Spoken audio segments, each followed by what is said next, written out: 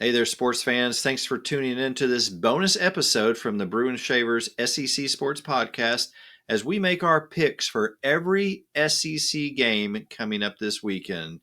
Shall we dive into it, Darren? Let's go. Starting at the dreaded 11 a.m. Central Time slot. Ooh, That's the rough. ninth-ranked Vanderbilt Commodores at 7-1. I'll give you a moment, Darren. Thank you. Thank you. Thank you. Travel to Austin, Texas, deep in the heart of Texas, to face the 20th ranked Texas Longhorns, who survived an overtime scare in Starkville last weekend. Yep.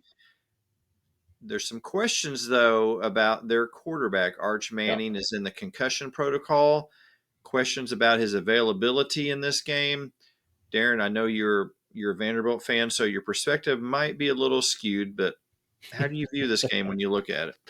Well, as of time of recording, let me say this. It is uncertain where things stand with Manning. He is in concussion protocol, but there's not been a definitive statement of whether or not he will be available for the game. That being said, I don't think it matters if he's available for the game. Anchor down.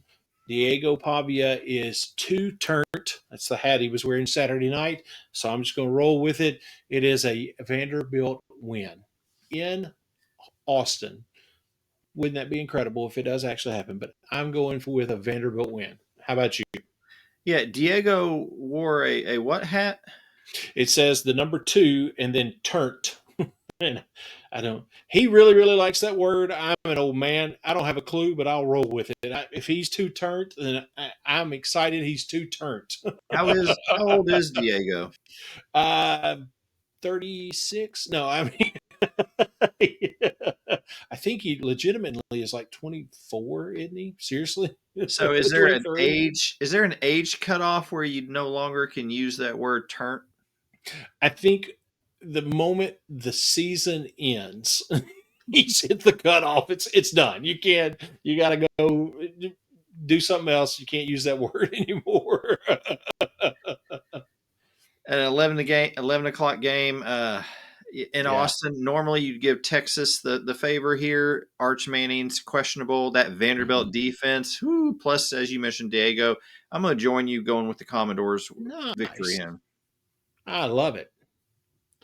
2:30 afternoon game, ABC. The 5th-ranked Georgia Bulldogs are traveling to Gainesville to face the 3-4 Florida Gators, who are also in the middle of a coaching search as they stagger along. Georgia seems to be improving. Darren, who you like? I know it's neutral site, Jacksonville, whatever, but it's not going to be a Florida home game. I think enough of the Florida fan base is kind of like, yeah, whatever. So I think there'll be a big Georgia crowd, and they'll just be to celebrate what everybody knows is going to happen. DJ Lagway is going to struggle. Jaden Ball is going to struggle. It's going to be a tough day for anyone that's a Gator fan. This is a Georgia win. Yeah, I like the Dogs. Right with you. A 3 o'clock game on the SEC network. The Mississippi State Bulldogs are traveling to Fayetteville. Mississippi State at 4-4, coming off an overtime loss to Texas last week. Face the Arkansas Razorbacks, led by interim coach Bobby Petrino, at 2-6 in a somewhat devastating, that's kind of a strong word, but very disappointing loss to Auburn last week. Absolutely. What about this one, Darren? This one is so up in the air. Taylor Green is so strong. I feel like this has the potential to really be kind of a Mississippi State moment, but I think just a home team thing. I think I'm going to go with Arkansas just strictly because of the game being in Fayetteville. Taylor Green's familiar stomping grounds. The crowd will be behind him. I think that gives him the edge. So I'm going to go with Arkansas. How about you?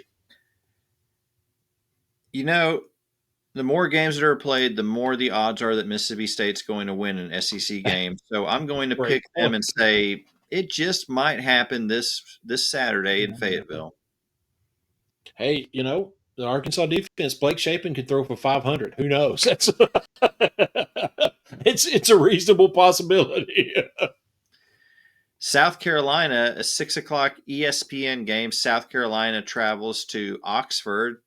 Lane Kiffin gets that night game that he's been wanting to face the seventh ranked Rebels. South Carolina coming off a near upset of Alabama Yeah, last weekend. Ole Miss coming off of a big win against the Oklahoma Sooners. It's a tale of two teams, Darren, as we've said more yeah. than once on this show. I mean, there's just Shane Beamer's going to spend the night making a lot of weird faces that an adult male shouldn't make. It's going to be a long night for South Carolina.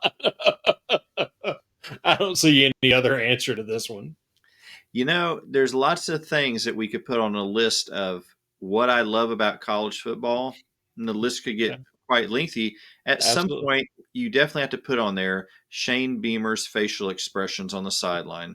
It is impressive because just when you think, okay, he's surely maxed out. No, there's a call he doesn't like, and here we go. He's giving us a new one. Yeah. The big game of the day, no disrespect to Vanderbilt, Texas, but this is the night game that ABC Yep. chose, 6:30 p.m. 18th ranked Oklahoma travels to Knoxville to face the 14th ranked Tennessee Volunteers. Oklahoma coming off a loss to Ole Miss, Tennessee coming off of a win against Kentucky. Who you like in this one? This one's a real struggle. I feel like, unfortunately, I've spent more time picking against our friends in Norman than I prefer to on a regular basis. But at the same time, you look at this setup, this Oklahoma defense, strong as they are, Tennessee offense, as strong as it is.